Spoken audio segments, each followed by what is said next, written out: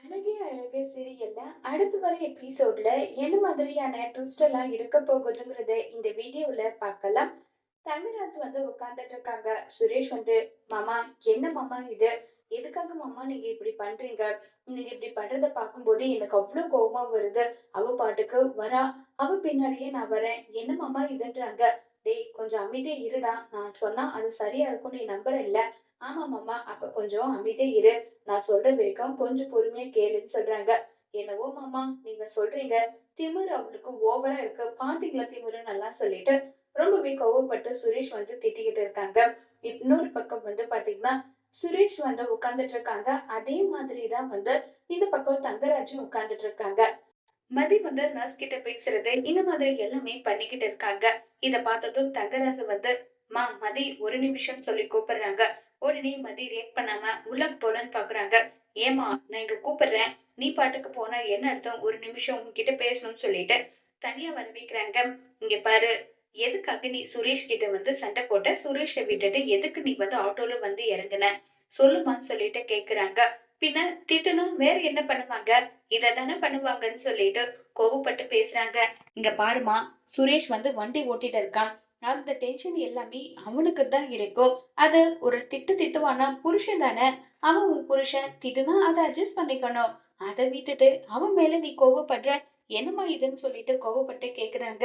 பாரு, ரேவதி எப்படியோ அதே மாதிரி மலர் அங்க எப்படி வீட்ல இருக்காளோ அதுபடிதான் நீயும் இருக்கணும். அதை விட்டுட்டு ஓவரா பேசுறது இந்த மாதிரி எல்லாம் பண்ணக்கூடாது. நீ மட்டும் ஓவரா பேசிட்டு கல்யாணத்துக்கு முன்னாடி நீ எப்படினாலும் இருக்கலாம். கல்யாணத்துக்கு அப்புறம் நீ இப்படிதான் இருக்கணும்னு ஒரு வரம்பு இருக்கு. அது வந்து நீ மீறக்கூடாது. இப்படிதான் நீ இருக்கணும்னு நல்லா சொல்லிட்டு அட்வைஸா பண்ணிட்டு இருக்காங்க. இது எல்லாமே மதிக்கு ரொம்பவே கோவம் வருது. போயான்னு சொல்லிட்டு அங்கிருந்து போனதும் உடனே தங்கராசு முகமே பார்க்கணும். அவ்ளோ ஈ அடிச்ச மாதிரி அப்படி இருக்கு. என்னடா இது, மாமா உங்களை பார்த்து இப்படி சொல்லிட்டா? விளைவா அப்படி இப்படின்னு ஏது ஏதோ ட்ரை பண்றாங்க. என்ன பண்ணாலுமே நம்ம மதிய வந்து அவங்களால அசைக்க முடியாதுன்ற விஷயம் அவங்களுக்கு வந்து தெரியறது கிடையாது. அதனால என்ன இதுன்னு சொல்லிட்டு ஒரு பக்கம் பயங்கரமா ஃபீல் பண்ணிட்டு இருக்காங்க. மாமா மாமா எங்க போறீங்க மாமான்றாங்க. தங்கராசு எதுவுமே பேசாம அங்க இருந்து கிளம்பி வந்து போயிடுறாங்க. அங்க இருந்து கிளம்பி போனதுமே இப்ப உடனே சுரேஷுக்கு ரொம்பவே கோவமா இருக்கு. இப்ப மதி வந்து அவங்க அப்பாவை பார்த்துட்டு இருப்பா. இப்ப ஓகேவா உங்களுக்கு?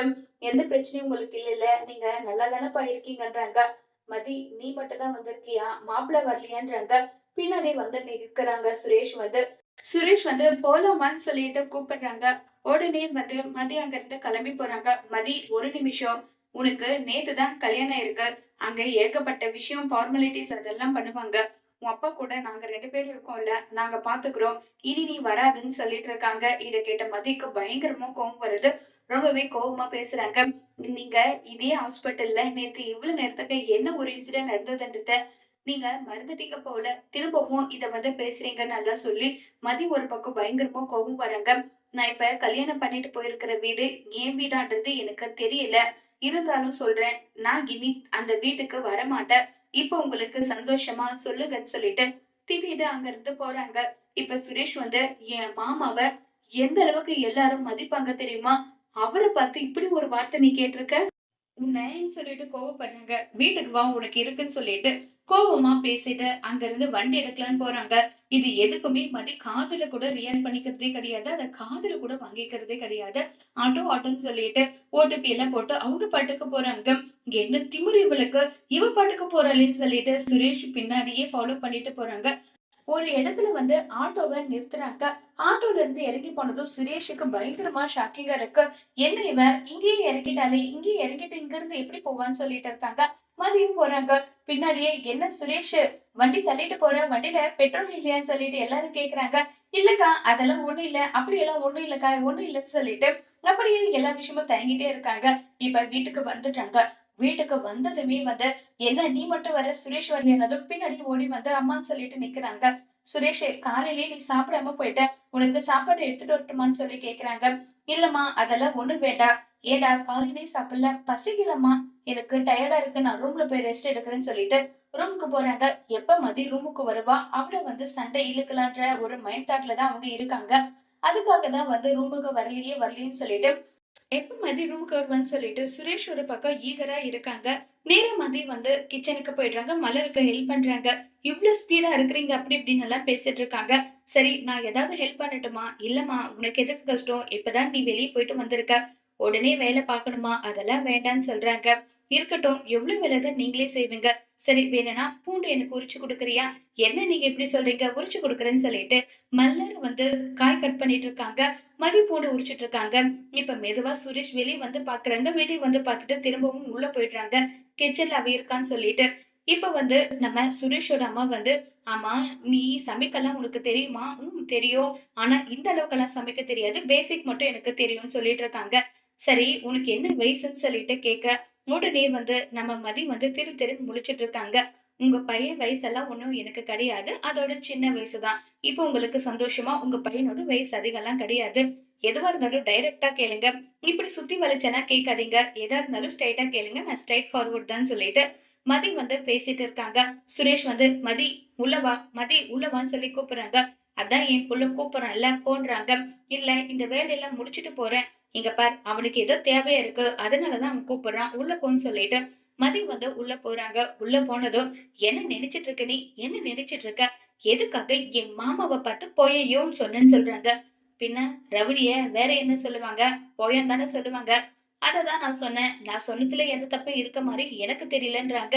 என் மாமாவுக்கு எந்த அளவுக்கு ரெputation இருக்கு. அவர் சொன்னா நாங்க எல்லாருமே எப்படிப்பட்ட வேலையா இருந்தாலும் தலையாட்டுவோம். அந்த அளவுக்கு மதிப்பு மரியாதையோட இருக்கிற என் மாமாவ பார்த்து போயா ஏன்னு சொல்றேன்னு சொல்லிட்டு ரொம்ப கோவப்படுறாங்க. அவன் ரவுடி. அவன அப்படிதான் நான் பேசுவேன்னு சொன்னதும், ஏய்ன்னு சொல்லிட்டு அடிக்கலாம் கை ஓங்குறாங்க. மாறி மாறி சண்டை போட்டுக்கிறாங்க. இது எல்லாத்தையுமே பார்த்துட்டு எல்லாருமே, "சுரேஷு என்னடா ஆச்சு? எதுக்காகடா சண்டை போட்டுட்டு இருக்க? சுரேஷு சுரேஷுன்னு சொல்லிட்டு கத்திட்டு இருக்க." கரெக்ட்டா தங்கராஜ் அங்க வந்துடுறாங்க. என்னாச்சு அத்தன்றாங்க. "இல்ல சுரேஷு புதுசா கல்யாணம் ஆயிட்டு வந்த அந்த பொண்ணு கூட சண்டை போட்டுட்டு இருக்கான்றாங்க." "எனக்கு தெரியும். இப்படிதான் நடக்கும் தெரியும். அதனால தான் நான் வந்திருக்கேன்னு" சொல்லிட்டு, "சுரேஷே வாடா, வாடான்னு சொல்றேன்ல, வாடான்னு" சொல்லிட்டு சுரேஷை கூட்டிட்டு போயிடுறாங்க. இப்ப மலர் நேரா மதியோட ரூமுக்கு போயிட்டு என்னாச்சுன்னு சொல்லிட்டு கேக்குறாங்க. உடனே மதி நடந்த விஷயத்தை எல்லாமே சொல்றாங்க. நான் போயேன்னு சொன்னேன். அவன் ஒரு ரவுடி. அவனுக்கு என்ன மரியாதை கொடுக்கணுமோ, அந்த மரியாதைய தான் நான் குடுத்தேன். அதுக்கு என்ன இவன் இப்படி ஓவரா துள்ளுறான்றாங்க. உனக்கு விஷயமே தெரியாது. நடந்த விஷயம் என்ன ஏதுன்றத நான் சொல்றேன். இந்த குடும்பத்துக்கு யார் எந்த அளவுக்கு முக்கியன்றத நான் சொல்றேன். அப்ப உனக்கு இந்த விஷயத்த பத்தி எல்லாம் தெரியும்னு சொல்லிட்டு மலர் வந்து தங்கராஜ் எப்படிப்பட்டவரு, இந்த குடும்பத்துக்கு தங்கராஜ் எந்த அளவுக்கு முக்கியம், என்ன ஏதுன்னு எல்லா டீட்டெயிலுமே மதி கிட்ட சொல்றாங்க. மலர் வந்து எல்லா விஷயமும் சொன்னதும் மதி கேக்குறாங்க. ஏன் இவங்களுக்கெல்லாம் சொந்தமா, சுயமா சிந்திக்கிற அறிவெல்லாம் இருக்காதா? இப்படி பண்ணணும்னு எல்லாம் சொல்லி கேக்குறாங்க. அதெல்லாம் அவங்களுக்கு அவங்க தேடிக்கிட்டது, அவங்களா கத்துக்கிட்டது. இதுல நம்ம சொல்றதுக்கு என்ன இருக்கு? எதுவும் கிடையாதுன்னு சொல்லிட்டு மாறி மாறி ஃபீல் பண்ணி எல்லாம் பேசிக்கிட்டு இருக்காங்க. இத கேட்டதும், சரி, சரி. இதுக்கு மேல வந்து யாரு என்ன பேசினாலும் என்னுடைய பதிலடி இதுவா தான் இருக்கும். என்கிட்ட பொறுமையா பேசினா, நானும் அவங்க கிட்ட பொறுமையா பேசுவேன். என்கிட்ட மத்தவங்க ரூடா நடந்துக்கிட்டா, நானும் அவங்க கிட்ட ரூடா தான் நடந்துப்பேன். இதுதான் என்னுடைய கேரக்டர்ன்னு சொல்லிட்டு மதி சொல்றாங்க. இப்படிப்பட்ட பொண்ணு தான் எனக்கு பிடிச்சிருக்கு. நீ வந்து நியாயத்த தட்டி கேட்கிற. எனக்கு அவ்ளோ சந்தோஷமா இருக்குன்னு சொல்லிட்டு, பயங்கரமா ரொம்ப ரொம்பவே சந்தோஷத்துல வந்து இருக்காங்க. அடுத்ததா வந்து பாத்தீங்கன்னா, நம்ம சுரேஷ கூட்டிட்டு வந்து ஏன்டா சுரேஷ் எதுவா இருந்தாலும் கொஞ்சம் பொறுமையா யோசிச்சு எது ஒண்ணும் பண்ணு. இப்ப வீட்ல சண்டை போட்டு அது தேவையில்லாத பிரச்சனையில முடியணுமா? ஏன்டா இப்படி பண்றேன்னு சொல்லி கேக்குறாங்க. என்ன மாமா நீங்க இப்படி பேசுறீங்க? உங்கள பார்த்து அவ எப்படி ஒரு வார்த்தை சொல்லலாம்? நீங்க முகமே வாடி போயிட்டு போனீங்க. அதெல்லாம் பார்த்துட்டு என்னால எப்படி நிம்மதியா இருக்க முடியும்? அதனால தான் அவள அடிக்கிற அளவுக்கு எனக்கு கை ஓங்கிட்டேன்றாங்க. டேய் டேய் அவ வந்து கொஞ்சம் கொஞ்சமா தான்டா. அவ ஓவரா அடம் பிடிக்கிறாளா? அவள கொஞ்சம் கொஞ்சமா தான் அடுக்கணும். அதுக்காக நீ உன் இஷ்டத்துக்கெல்லாம் எதுவும் பண்ணாத. எதுவா இருந்தாலும் கொஞ்சம் பொறுமையா பண்ணு. எதுவா இருந்தாலும் புரியுதான்னு சொல்லிட்டு இருக்காங்க. போங்க மாமா. நீங்களும் ஏதோ சொல்றீங்க. அவள பார்க்க பார்க்க எனக்கு அந்த அளவுக்கு வெறுப்பா இருக்கு. அவளாம் ஒரு மனுஷியான்னு சொல்லிட்டு சுரேஷ் ஒரு பக்கம் கோவப்பட தங்கராசு வந்து சுரேஷ சமாதானப்படுத்திட்டு இருக்காங்க. இப்ப சுரேஷ் திரும்பவும் போயிட்டு மதி கிட்ட பேசினா அதுக்கு மதி என்ன பதில் சொல்ல போறாங்க? இப்ப தங்கராசு கிட்ட வந்து மதி மன்னிப்பு கேட்பாங்களா? சுரேஷ் மன்னிப்பு கேட்க வைப்பாங்களா? இப்ப தங்கராசு மதிய பழிவாங்க என்ன திட்டம் போட போறாங்கங்கிறத வரப்போற எபிசோட்ல வெயிட் பண்ணி பார்க்கலாம். Thank you.